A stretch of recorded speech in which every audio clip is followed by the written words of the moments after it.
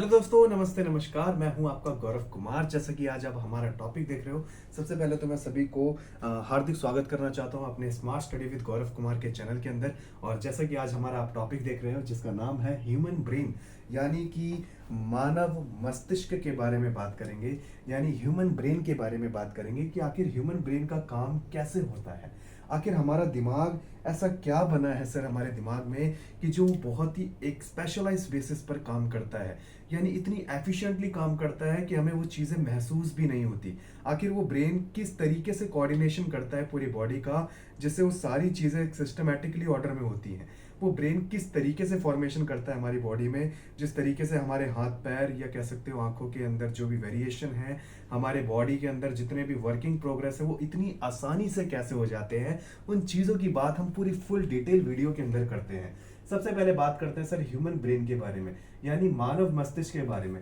Sir ये मानव मस्तिष्क को आखिर में होता क्या है, याद रखना। इसी ह्यूमन ब्रेन को जनरली हम लोग क्या कहते हैं, यानी इसी को कहते हैं हम लोग नर्वस सिस्टम। यानी हमारे ब्रेन को ही नर्वस सिस्टम के नाम से भी जाना जाता है, क्योंकि इसके अंदर एक खास तरीके का सेल यानी खास तरीके की कोशिका पाई जाती है, जिसे हम लोग नर्व सेल कहते हैं। हमारा ब्रेन जो बना होता है वो जनरली नर्व सेल से बना होता है, इसीलिए सबसे बड़ी नर्व सेल हमारे बॉडी की या हमारे बॉडी की सबसे बड़ी सेल भी नर्व सेल को कहा जाता है, जो कि आप यहाँ पर देख भी रहे होंगे। ये नर्व सेल ही है जो मैंने आपको बॉडी में बताया इस वीडियो के अंदर। यानी ह्यूमन ब्रेन के बारे में बात करें, जो हमारा ब्रेन है, अगर हम ब्रेन की बात करते हैं तो ये बहुत ही नाजुक सा टर्म होता है, हमारे बॉडी का सबसे सॉफ्ट एलिमेंट होता है, जो कि सबसे ज्यादा सिक्योर करने की जरूरत है, क्योंकि पूरे बॉडी का कंट्रोल इस बंदे के हाथ में। जैसे आप लोग देखते हो ना, पूरे भारत को कंट्रोल करने की पावर किसके ऊपर दी गई है? राष्ट्रपति को दी गई है। क्या राष्ट्रपति अकेला घूमता है? राष्ट्रपति के साथ कितनी सारी सिक्योरिटी फोर्सेस घूमती है, ताकि सिक्योरिटी फोर्स को क्या कह सकते हो, राष्ट्रपति को कोई दिक्कत ना आ जाए, यानी उसको कोई मार ना सके, उनके ऊपर कोई हमला ना कर सके, उनके ऊपर कोई अटैक नहीं कर सके। इसलिए चारों तरफ सिक्योरिटी 24 घंटे घूमती रहती है उनकी तरफ, यानी हल्की सी भी खरोच नहीं आनी चाहिए किसको? प्रेसिडेंट को। वैसे हमारे बॉडी का मेन प्रेसिडेंट कौन है सर? वही हमारे बॉडी का मेन प्रेसिडेंट ब्रेन कहलाता है बच्चों, ब्रेन।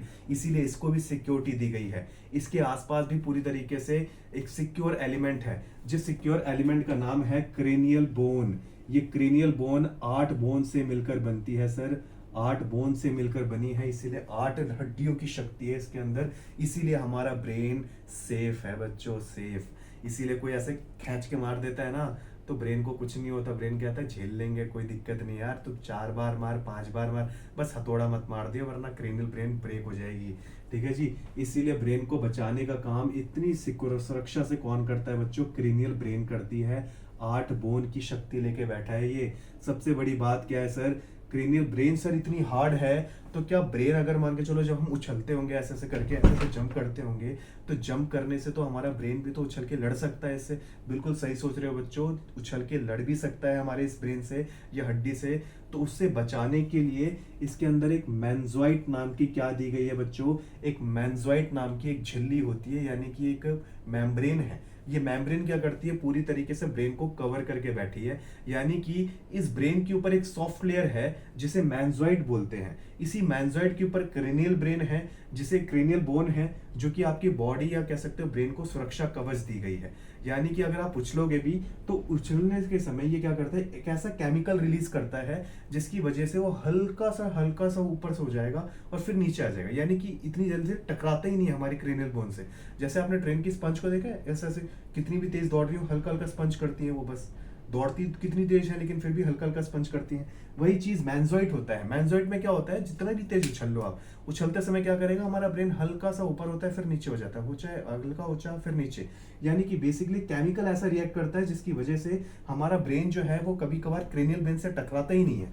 अब बात करते हैं सर सिक्योर करने का काम, तो ये हो गया। सबसे बड़ी बात है जो ब्रेन होता है, ये ब्रेन हमारे बॉडी को फुल कंट्रोल करता है। इसी बॉडी को फुल कंट्रोल करने के पावर को सेंट्रल नर्वस सिस्टम कहते हैं मेरे बालक। अब देखो ध्यान से, अगर हम बात करते हैं सर ब्रेन के अंदर, सर आखिर ब्रेन के अंदर बेसिकली होता क्या है, याद रखना। इसी के अंदर मेंजोइड जो होता है सर, मेंजोइड के अंदर ही हमारा ब्रेन, एक बार समझा देता हूं। ये हमारा ब्रेन है, सपोज करो ऐसे, ये हमारा ब्रेन हो गया। इस ब्रेन के ऊपर एक लेयर होती है जिसे कहते हैं मेंजोइड। ये मेंजोइड लेयर होती है जो ब्रेन को बचाती है, और इसी के ऊपर होता है आपका क्रेनियल बोन। ऐसे करके आपका क्या होता है बच्चों? क्रेनियल बोन होता है जिसके अंदर ये बचा होता है। और इसी के ऊपर हमारी एक और लेयर होती है, और उसी के ऊपर हमारी स्किन होती है, और उसी के ऊपर बाल निकले होते हैं। ये हमारे जो हेयर हैं ये यहाँ, हमारा ब्रेन इधर है। कोई भी अटैक करता है तो क्रेनियल बोन तो सबसे हार्ड है, वहां तक तो इफेक्ट पहुंचता ही नहीं है पहली बात ब्रेन पर। इसीलिए कोई भी ऐसे मार भी देगा कितनी जल्दी अटैक नहीं होता, यानी कि इतनी जल्दी इफेक्ट नहीं पड़ता। तो हमारी बोन, हमारा ब्रेन जो है वो बहुत सेफ है, और वो खास तरीके के एक ऐसे सॉफ्ट केमिकल से बचा हुआ है जिसकी वजह से वो टकराता भी नहीं है। और हमारा ब्रेन जो है वो कम से कम 1350 से लेकर 1400 ग्राम का हमारा क्या होता है सर, हमारा ब्रेन होता है। इतना ह्यूमन ब्रेन का जो वेट है वो 1350 से लेकर 1400 ग्राम होता है। अगर हम बात करते हैं सर, हमारा जो ब्रेन है वो किससे बना होता है बच्चों, नर्व सेल से बना होता है। किससे बना होता है, नर्व सेल से बना होता है। इसीलिए इसे नर्व सेल भी बोल सकते हो, या सेंट्रल नर्वस सिस्टम भी, या नर्वस सिस्टम भी बोला जाता है। न्यूरॉन भी बोलते हैं इसको, क्या बोलते हैं, न्यूरॉन सबसे बड़ी, या कह सकते हैं न्यूरॉन्स के नाम से भी इसको जाना जाता है। हमारे बॉडी की सबसे बड़ी कोशिका, हमारे बॉडी का सबसे बड़ा नर्व सेल या सबसे बड़ा सेल जो है उसे नर्व सेल कहते हैं। यानी कि सबसे बड़ी कोशिका हमारे बॉडी की कौन सी मानी जाती है सर, नर्व सेल को मानी जाती है। याद रखना, सबसे खास बात क्या होती है, सबसे खास बात क्या होती है कि हमारे बॉडी में जैसे लीवर एक पार्ट है ना, लीवर एक पार्ट है। अगर मान के चलो हमारे बॉडी में किसी ने गलती से चाकू मार दिया लीवर पे, खींच गया, ऐसे हो गया। एक बात बताओ, लीवर अगर पूरी तरीके से घायल हो गया, क्या वो रीजनरेट कर लेगा अपने आप को? हाँ बच्चों, कवर कर लेगा वो। मान के चलो अगर हमारे जो से कुछ लोग दारू बहुत पी लेते हैं, फिर पड़े रह जाते हैं, तो उनके अंदर क्या होता है, क्लॉट कर लेता है, लीवर खराब हो जाता है। खराब होने के बाद डॉक्टर कहता है कि अगर दोबारा पिया तो सीधी सी बात है, इस बार उड़ जाओगे। इस बार उड़ जाओगे मतलब क्या है, रीजनरेट कर लिया उस लीवर ने अपने आप को, यानी दोबारा से ठीक हो गया। मतलब पावर है उसके अंदर रीजनरेट करने की। जो चीज दोबारा रीजनरेट कर ले वो होती है सबसे बेस्ट थिंग। हमारे बॉडी के अंदर ये चीजें कभी कभार घातक भी बन जाती हैं। हमारा लीवर अपने आप को रीजनरेट करने की पावर रखता है, लेकिन बदकिस्मती ये है कि हमारा जो ब्रेन है सर, ये क्या नहीं कर सकता, दे कभी सेल डिवीजन नहीं कर सकता। यानी अगर ये सेल डिवीजन नहीं करेगा तो इसका मतलब ये क्या नहीं कर सकता बच्चों, जिसकी वजह से ये रीजनरेट भी नहीं कर सकता। जो चीज सेल डिवाइड करती है वही चीज रीजनरेट करती है। जो सेल का डिवीजन कर दे, अगर एक सेल से दूसरा सेल बनकर आ गया, दूसरे सेल से तीसरा सेल बनकर आ गया, तीसरे से चौथा आ गया, इसे कहते हैं सेल डिवीजन। हमारे ब्रेन में ये चीज नहीं होती। हमारा ब्रेन अगर एक सेल है, ये खुद ही एक सेल है, क्या एक सेल से दूसरा सेल बन जाएगा ऐसी नर्व सेल? इसीलिए इसे अंदर रीजनरेशन पावर बच्चों बहुत कम होती है, रीजनरेशन नहीं होता। ठीक है जी। हमारे बॉडी के अंदर बहुत से ऐसे ऑर्गन्स हैं जिसमें सेल डिवीजन हो जाता है, रीजनरेट कर लेते हैं, लेकिन ब्रेन एक ऐसा सिस्टम है जिसमें रीजनरेशन नहीं होता। इसीलिए तो आपको क्या बोलते हैं, इसीलिए तो आपको एक तरीके से गवर्नमेंट लाइसेंस दे देती है और कहती है हेलमेट पहन लो बच्चों। यानी बॉडी का कोई पार्ट दोबारा रीजनरेट हो सकता है, लेकिन ब्रेन रीजनरेट नहीं होगा। उड़ गया एक बार तो परमानेंट घायल हो इस चीज के चक्कर में। इसीलिए खोपड़ी बचा के चलो। बॉडी का अगर कहीं और चोट लग गई वो रीजनरेट हो जाएगी। अगर आपका मसल कट गया रीजनरेट हो जाएगा। बॉडी के अंदर किसी पार्ट पे लग गई रीजनरेट हो जाएगी, लेकिन बच्चों इस पे लग गई ना, ये रीजनरेट नहीं होगी। यानी कि अगर आपको इसको बचाना है तो अपनी खोपड़ी को बचाने के लिए एक डब्बा ले लो बॉडी के ऊपर। ठीक है जी। जो होशोबाजी में के अंदर हम गाड़ियां चलाते हैं, यूं निकालते हैं, यूं निकालते हैं, यूं निकालते हैं, तो वो उसमें नहीं बचेगा। उसमें बचाने के लिए क्या करना पड़ेगा, खोपड़ी के ऊपर एक डिब्बा रखना पड़ेगा, जिसे हेलमेट के नाम से जानते हो। इसीलिए कभी रीजनरेट नहीं करता, रीजनरेट करवाना पड़ता नहीं है इसको। ठीक है, याद रखना इस चीज को। अब बात करते हैं सर, ये रीजनरेट क्यों नहीं करता? क्योंकि इसके अंदर सेंट्रोसोम्स नहीं होता। अगर जिसके अंदर सेंट्रोसोम होता है वही रीजनरेट करता है। सर इसका मतलब हमारे लीवर में सेंट्रोसोम होता है? हाँ बच्चों, उसमें सेंट्रोसोम होता है। जिसके अंदर सेंट्रोसोम होता है वही रीजनरेट कर सकता है। याद रखना, यहाँ पर ब्रेन कैंसर भी नहीं होता। ठीक है जी। ब्रेन कैंसर यानी कि कैंसर वही जगह पे हो सकता है जहां पे सेंट्रोसोम पड़ा हो। जहां पर सेंट्रोसोम होगा वहां पे रीजनरेशन पावर होगी। रीजनरेशन जहां होगा वहां पे सेल पावर ज्यादा हो जाएंगे। जितने सेल ज्यादा बढ़ेंगे वही एक कैंसर का कारण बनता है। मैंने आपको एक चीज बताई होगी, डब्ल्यूबीसी के ज्यादा अनकंट्रोल ग्रोथ होने की वजह से ब्लड कैंसर होने की बीमारी हो जाती है। यानी कि सेंट्रोसोम्स जितना बढ़ता है, यानी सेंट्रोसोम्स बच्चों, सेंट्रोसोम्स जितना बढ़ेगा उससे क्या इफेक्ट पड़ेगा सर? सेंट्रोसोम्स के बढ़ने से सेल का डिवीजन ज्यादा होने लग जाएगा। और सेल का डिवीजन अगर ज्यादा हो गया, यही आगे चलकर कैंसर का कारण बन जाता है। यानी कि सेल डिवीजन ज्यादा, अनकंट्रोल ग्रोथ ऑफ सेल होने से ही क्या बनता है सर? कैंसर बनता है। यानी कि हमारे कुछ हिस्सों में सर ब्रेन में कैंसर नहीं होता है। उसका केस बताता हूँ, ब्रेन में कैंसर कैसे होता है। जैसे सपोज करो ये ब्रेन है, ब्रेन का हमारा दो पार्ट बटा होता है, एक 90% भाग बना होता है, एक 10%। 90% वाला जो ब्रेन होता है उसे तो न्यूरॉन सेल कहते हैं, और 10% वाला जो ब्रेन होता है इसे क्या कहते हैं, इसे न्यूरॉन गैलियम कहा जाता है। न्यूरॉन गैलियम सेल से बना होता है, जिसके अंदर 10% तक क्या क्या पाया जाता है, सेंट्रोसोम्स पाया जाता है। अब देखो सेंट्रोसोम्स पाया गया है, और मैंने बताया सेंट्रोसोम्स वाली चीजों में क्या पाया जाता है, कैंसर पाया जाता है। तो ब्रेन वाली जो कैंसर होता है ना, ब्रेन का जो पहला कैंसर होता है उसे बोलते हैं क्या बच्चों, उसे बोला जाता है क्या चीज, उसी को हम लोग क्या बोल देते हैं, यानी ट्यूमर के नाम से जानते हैं।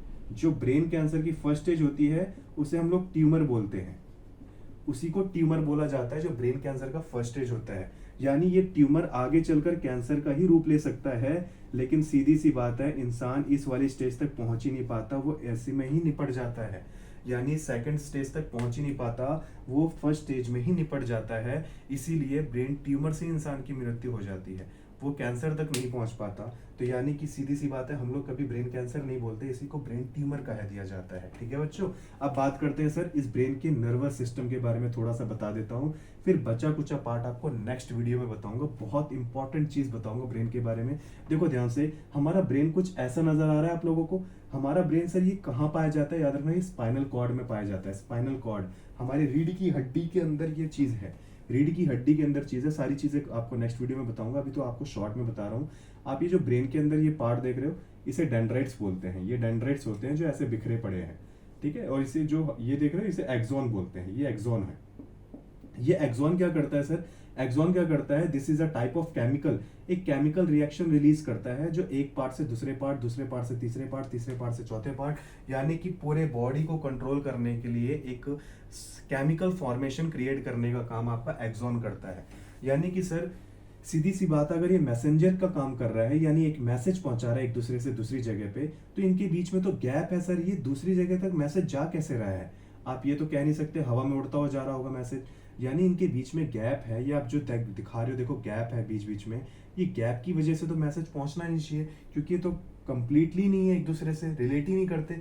अगर किसी के बीच में चूड़ी कड़ी नहीं होगी तो सीधी सी बात है वो कैसे मैसेज पहुंचेगा वहां पर। मान के चलो आप एक S8 डिब्बे में बैठे हो, यानी ट्रेन का एक S8 नाम का डिब्बा है, स्लीपर 8 नाम का डिब्बा है, आप S7 में जाना चाहते हो। S7 में जाने के लिए बीच में कड़ी तो जुड़ी है, तभी तो S7 में पहुंचोगे आप।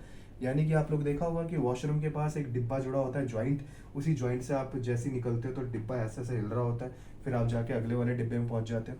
यानी कि सर इसमें तो कड़ी जुड़ी नहीं है, तो मैसेज आगे कैसे पहुंच रहा है। तो याद रखना, यहाँ पे जो मैसेज पहुंचाने का काम करता है वो हमारे बॉडी का सोडियम लेवल करता है। कौन करता है बच्चों, सोडियम लेवल। जितना सोडियम हमारे बॉडी में रहेगा, वही मैसेज हमारे ब्रेन से मैसेज को एक जगह से दूसरी जगह लेके जाता है। यानी याद रखना, सोडियम हमारे बॉडी का वो एक ऐसा एलिमेंट है जो हमारे ब्रेन में एक मैसेज को दूसरी जगह मैसेज पहुंचाने में हेल्प करता है। अगर ये बॉडी के अंदर गिर गया गलती से, बॉडी में इस लेवल की कमी हो गई, तो हमारा ब्रेन अनस्टेबल हो जाएगा, मैसेज ही नहीं पहुंचा पाएगा, एक जगह से दूसरी जगह मैसेज ही नहीं जाएगा।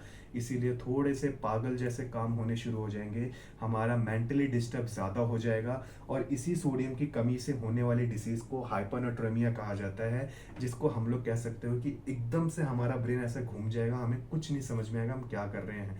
यानी बॉडी अनस्टेबल हो जाएगी, उल्टे सीधे हाथ पैर फेंकने लग जाएंगे, एक दूसरे को मारने लग जाएंगे, किसी को हाथ पैर तोड़ देंगे, या कह सकते हो खुद भी अनस्टेबल हो जाएंगे, गिरने लग जाएंगे, बेहोश हो जाएंगे। ऐसी स्थिति किस में होती है सर, सोडियम लेवल में होती है। सर ये होता किस वजह से है, जैसे अभी देखो गर्मी आ रही है, गर्मी आने की वजह से हमारी बॉडी से पसीना निकलेगा, और वही पसीने के अंदर से क्या निकल जाएगा, हमारी बॉडी का सोडियम लेवल गिर जाएगा, काफ़ी ज़्यादा गिर जाएगा। जब बॉडी का सोडियम लेवल गिरता है तभी हम लोग क्या हो जाते हैं, अनस्टेबल हो जाते हैं।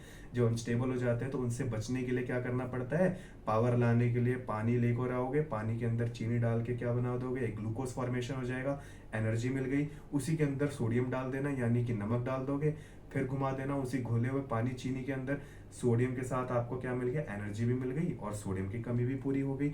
इसी वजह से हम अपनी बॉडी को बचा सकते हैं। इसीलिए गर्मी में बच्चे ज़्यादातर डिहाइड्रेशन की वजह से गिर जाते हैं।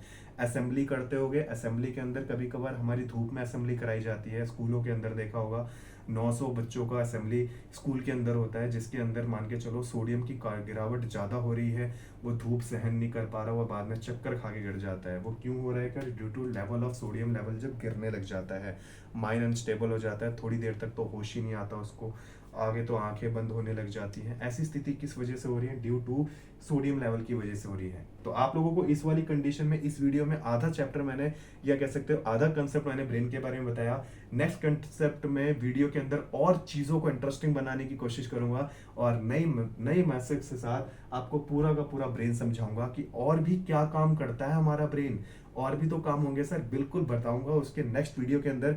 नेक्स्ट वीडियो के अंदर मैं आपको बताऊंगा ब्रेन और किस तरीके से काम करता है। तब तक के लिए हमारे चैनल के साथ स्मार्ट स्टडी विद गौरव के साथ बने रहे। ओके जी, धन्यवाद।